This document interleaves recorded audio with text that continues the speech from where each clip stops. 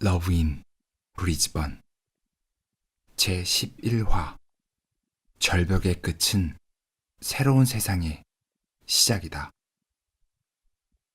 0000년 호주 페리 선착장. 젠장, 한국인 사기꾼 정말 지긋지긋하군.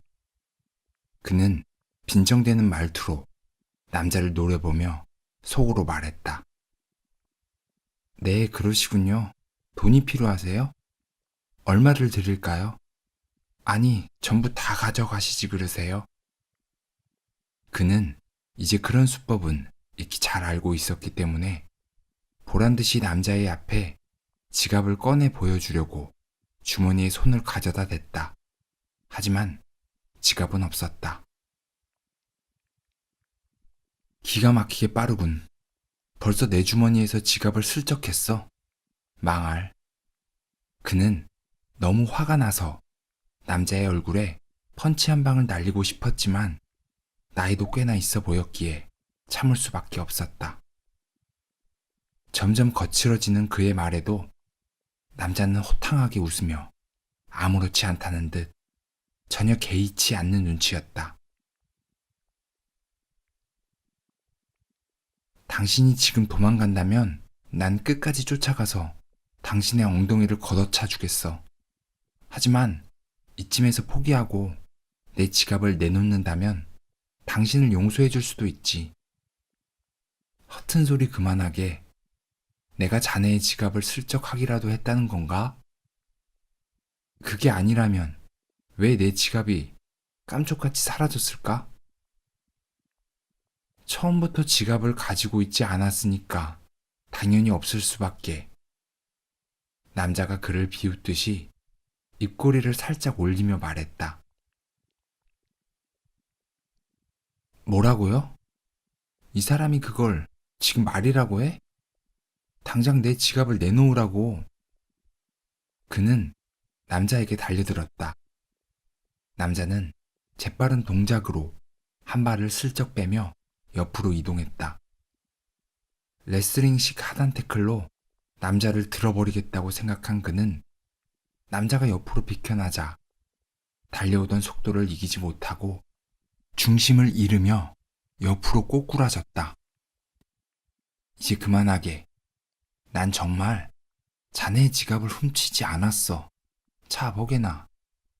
남자는 자신의 주머니를 뒤집어 꺼내 보이며 말했다. 그제야 그는 남자의 말을 어느 정도 신뢰할 수 있었다. 사실 남자가 그에게 가까이 다가온 적은 없었기 때문에 초능력이 있지 않고서야 지갑에 손을 댈 수는 없었다.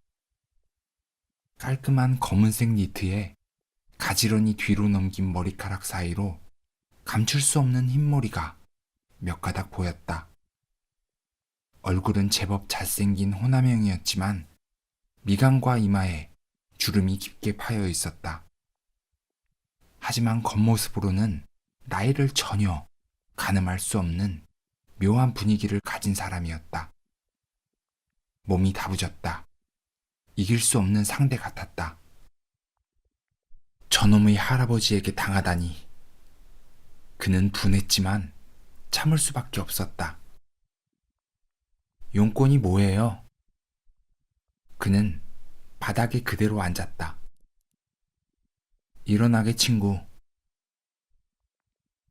내가 왜 당신 친구야? 난 당신 같은 친구 둔 적 없어. 그는 남자의 손을 뿌리치며 벌떡 일어났다. 아무리 벅찬 상대라 할지라도 마지막 자존심까지 버릴 수 없었기 때문이다. 남자란 때론 자존심을 버릴 줄도 알아야 한다네. 그는 허점을 찔린 듯 움찔했다.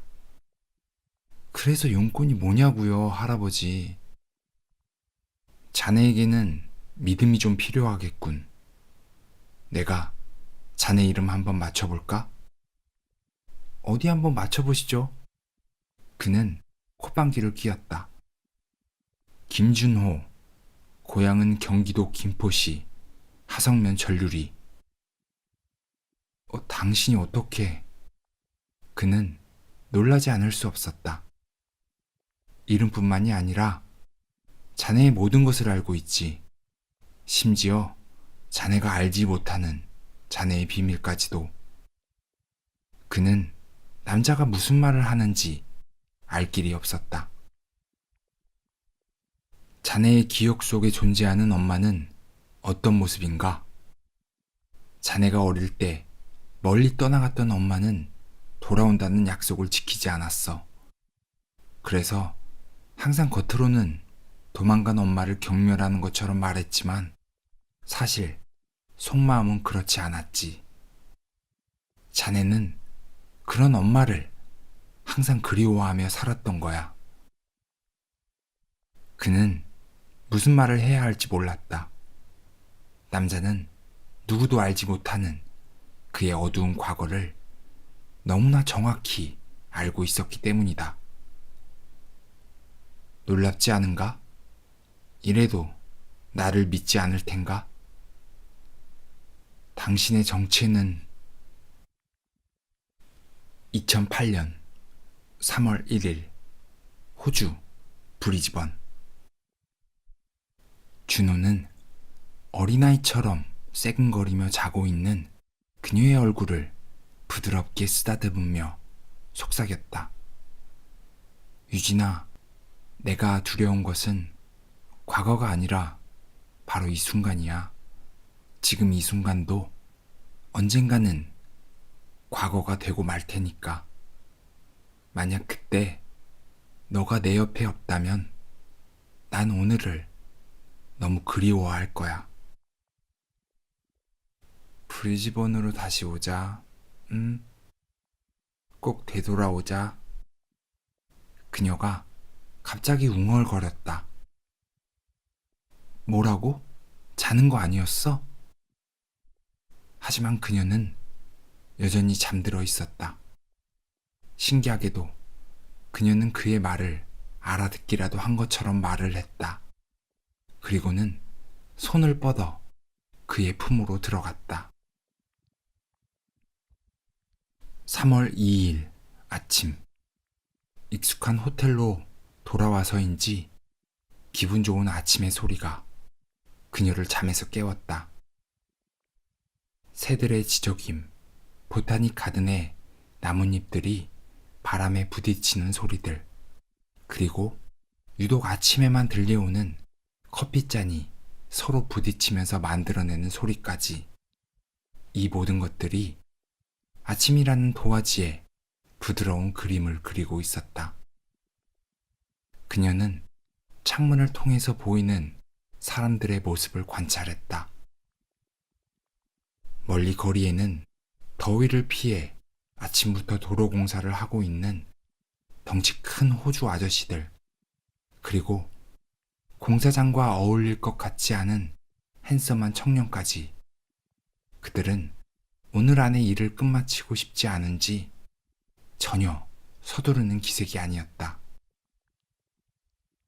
그 옆 거리에는 얼굴 반쯤을 가리는 샤넬 선글라스를 쓴 중년의 여성이 긴 다리로 도로 위를 성큼성큼 걷고 있었다.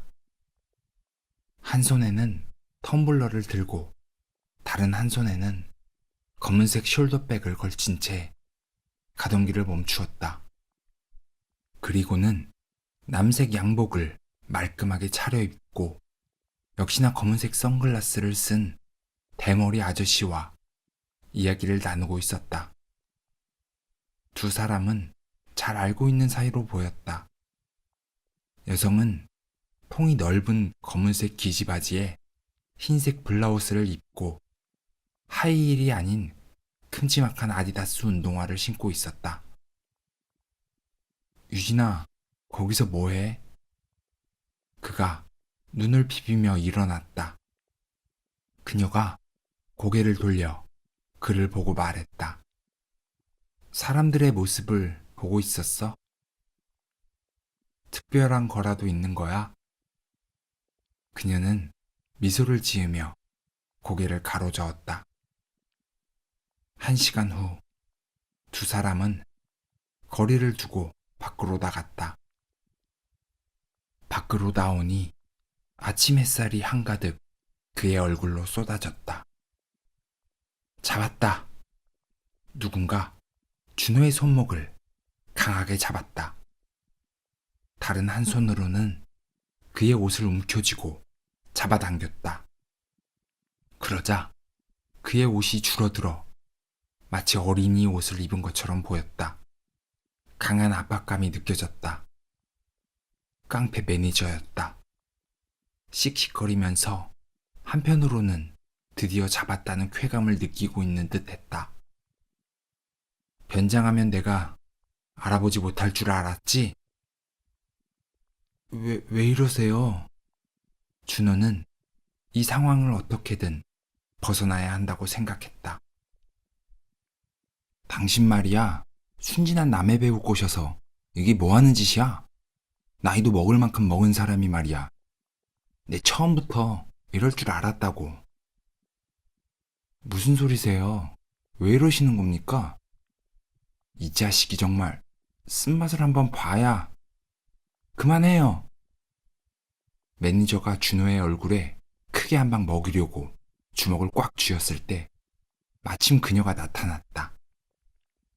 그만하시라고요. 저 사람이 아무 잘못 없어요. 같이 도망가자고 한 사람은 저 사람이 아니라 저라고요. 그러니까 당장 그 손 놓으세요. 그녀의 강한 카리스마에 매니저는 잡았던 멱살을 자신도 모르게 슬며시 놓았다. 유진 씨, 대체 이게 무슨... 매니저는 화가 많이 난 것 같았지만 그녀에게는 차마 화를 내지 못했다. 지금 한국에서 난리 났어요. 어제 들어가야 했는데 이건 정말 위약금만 물어주고 끝날 문제가 아니에요. 이 바닥 잘 아시잖아요. 매니저는 최대한 침착함을 유지하려 했었다. 지금 당장 돌아가야 해요. 먼저 가세요. 전 김준호 씨와 함께 가겠어요. 안 됩니다. 지금 당장 가야 해요. 지금도 안 좋은 기사 쏟아지고 있는 거 알긴 아세요? 그게 제 잘못인가요? 저는 최선을 다했어요. 하지만 회사는 제게 어떤 제안을 했는지 알고 계시나요? 알겠어요. 알겠고요. 다 알겠는데 한번 꼬투리 잡히면 그걸로 끝난다는 것도 알아두세요. 냉정한 사회의 현실을 그녀가 모를 리 없었다. 모델에서 배우로 성공하는 것은 결코 쉬운 일이 아니었다. 정말 최선을 다했다. 그녀의 실력은 뛰어났지만 스폰서를 가진 다른 여배우에게 늘 밀릴 수밖에 없었다. 회사에서는 은근히 스폰서 제안을 받아들였으면 좋겠다는 의견을 피력했지만 그녀는 받아들이지 않았다.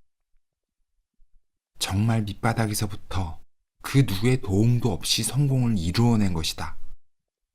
매니저는 다시 한번 한국으로 당장 돌아가자고 했지만 그녀는 아무런 말을 하지 않았다. 그녀는 준호를 바라봤다. 준호가 고개를 끄덕였다. 어차피 준호 씨도 곧 갈 거니까 영영 못 만나는 것도 아니잖아요. 이때다 싶었는지 매니저가 말했다. 준호는 오늘 그녀와 함께 거리를 걷고 싶었다. 옆에 있는 그녀가 벌써 그리워지기 시작했다. 이별은 늘 앞서니까. 이곳에서 두 사람은 판타지 영화처럼 사랑에 빠졌지만 한국은 완전히 다른 이야기다. 주변의 시선과 압박이 두 사람의 사랑을 축복해줄까? 그는 현실의 벽을 누구보다 더 잘 알고 있었다. 그곳에서는 사랑만이 전부가 아니란 것을. 0000년 호주 사우스뱅크. 나? 자네에게 도움을 주려고 이렇게 찾아온 것이라네. 당신이 도대체 내게 무엇을 해줄 수 있죠? 무엇을 도와주겠다는 거죠? 남자가 그에 대해 아무리 잘 알고 있다 해도 그의 눈에는 남자는 정신 이상자로 보였다. 지금 자네는 무엇 때문에 그토록 괴로워하는 것인가? 질문은 제가 먼저 했습니다. 내 질문에 대답을 해보게. 내가 자네를 그 고통 속에서 벗어나게 해주겠네. 물론 그건 온전히 자네 의지에 달린 문제지만. 밤은 서서히 깊어가고 있었다. 뭐 마음대로 하시고요. 전 이만 가보겠습니다. 또다시 그 사진이 가득한 그 방으로 돌아가려고 하는 건가? 무슨 말을 해도 소용없습니다. 남자의 말에 흠칫 놀랐지만 아무렇지 않은 표정을 지으며 말했다. 준호는 강가를 벗어나 도서관과 강변을 사이에 두고 있는 넓은 잔디밭을 가로질러 도서관 쪽으로 걸었다. 가장 행복한 기억은 반대로 가장 슬픈 기억이기도 하지. 자네가 알고 있는 기억이 자네가 지나온 기억의 전부는 아닐 걸세. 남자가 말했다. 그리고 점점 멀어져 갔다. 30분 후 멜번 스트리트. 이미 거리에는 조용한 어둠이 깔려 있었다. 강 건너에 불이 집은 메인시티의 모습과는 대조적으로 상점이 거의 없는 것이 특징이다. 브리즈번 시내와 멀지 않은 곳에 있어 젊은이들이 많이 살고 있는 곳이다. 길을 걷다 보니 사거리가 나왔다. 그는 약간의 경사가 있는 오른쪽 매닝 스트리트 방향으로 올라갔다. 처음 와보는 곳이었지만 그곳은 어제처럼 익숙했다. 키가 다른 가로등 사이로 3층짜리 빌라 하나가 보였다. 옆으로 나란히 늘어서 있는 비슷한 모양의 건물 사이에서도 유독 흰색의 한 건물이 눈에 띄었다. 길 건너에서 보이는 빌라와 3층은 앞으로 널찍한 베란다가 삐쭉 나와 있었다. 그때였다. 저 집에 무슨 추억이라도 있는 건가? 아, 깜짝이야. 당신 또 어디서 나타난 거야? 날 미행이라도 한 겁니까? 남자가 다시 나타났다. 글쎄. 정확히 말하자면 미행은 아니지. 난 자네가 이곳으로 올 줄 알고 있었으니까. 나도 내가 어디로 갈지 몰랐는데 당신이 알고 있었다고? 그는 너무나 어이가 없어 더 이상 말을 잇지 않았다. 일단 좀 앉지. 남자는 가로등 아래에 있는 벤치에 앉았다. 아이고 허리야. 이거 나이가 드니 하루하루가 힘들구만. 준호는 남자의 행동을 도저히 이해할 수 없었다. 또한 남자가 무엇을 원하는지조차 알지 못했다. 그는 고개를 좌우로 저으며 남자가 앉은 벤치 끝에 앉았다. 보시다시피 전 아무것도 없는 빈털터리라고요. 대체 제게 원하는 게 뭡니까? 이제는 포기한 듯 그는 남자에게 원하는 것을 말해달라고 부탁했다. 원하는 것이라. 그래, 원하는 게 있지. 그니까 그게 뭐냐고요. 나중에 생각나면 말해주겠네. 나이가 먹으면 깜빡깜빡 하거든. 그는 이제 화내는 것조차 포기해버렸다. 그럼 말해보시죠. 무슨 고통에서 벗어나게 해준다는 겁니까? 한 여자 때문에 아파하고 있지 않은가? 내 말이 틀렸나? 남자의 말에 그는 말문이 막혀버렸다. 도대체 이 사람은 누군데 나에 대해서 이리도 잘 알고 있단 말인가? 그는 긍정도 부정도 할 수 없었다. 자네 기억 속에 그녀는 어떤 사람인가? 그게 무슨 말입니까? 말 그대로라네. 자네 기억 속에 있는 그녀 말이야. 도대체 무슨 말인지 알 수가 없네요. 김유진, 자네에게 익숙한 이름이지. 당신이 어떻게 그 이름을... 자네에 대해서 모두 알고 있다고 내가 말하지 않았던가? 그는 단지 그녀의 이름만으로도 가슴이 내려앉는 것 같았다. 그렇다. 그녀가 떠나갔다. 2008년 3월 2일 호주 펠릭스 호텔 앞. 조금만 기다려. 택시 불렀으니까. 매니저가 준호와 함께 호텔에서 나오며 말했다. 그는 준호의 팔을 꽉 잡고 있었다. 이제 좀 놔주시죠. 그의 말에 매니저는 의심의 눈초리를 하며 잡고 있던 손을 슬며시 놓았다. 어찌나 힘껏 붙잡고 있었던지 그의 팔에 손자국이 남았다. 걱정 마세요. 이제 도망가지 않아요. 유진은 싸늘한 눈빛으로 매니저에게 말했다.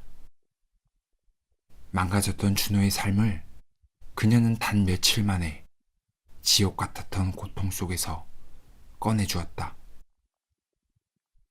그녀는 그에게 새 생명을 불어넣어 주었던 것이다. 그리고 꺼져가던 불씨에 기적을 불어넣었다. 그 힘은 바로 사랑이었다.